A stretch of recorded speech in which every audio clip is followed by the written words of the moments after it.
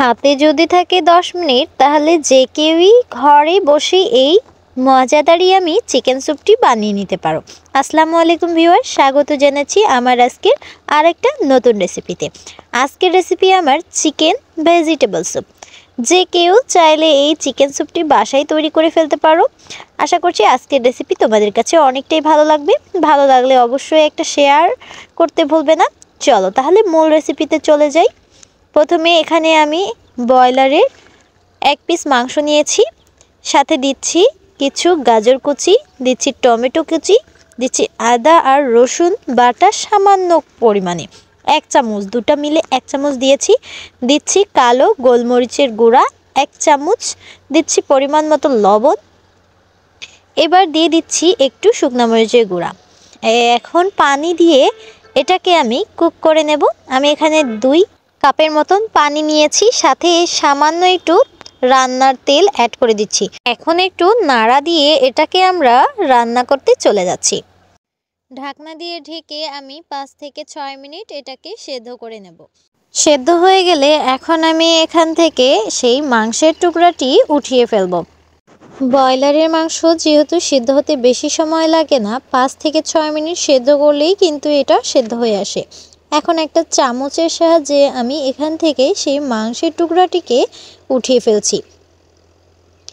এর ফাঁকে আমি এখন 2টা বাটি নিয়েছি। একটা বাটিতে সামান্য একটু পানিতে আমি এক চামচ কর্নফ্লাওয়ার মিশিয়ে নিচ্ছি। আর একটা বাটিতে একটা ডিম ভেঙে নিচ্ছি। এটাকে এখন চামচ দিয়ে ভালোভাবে ফেটিয়ে নিচ্ছি।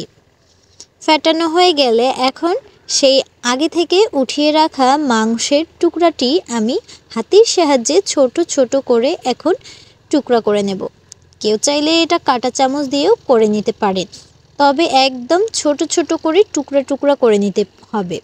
এখন এখানে আরও কিছু উপকরণ অ্যাড করছি, যেমন কাঁচামরিচ আর কিছু ধনিয়া পাতা।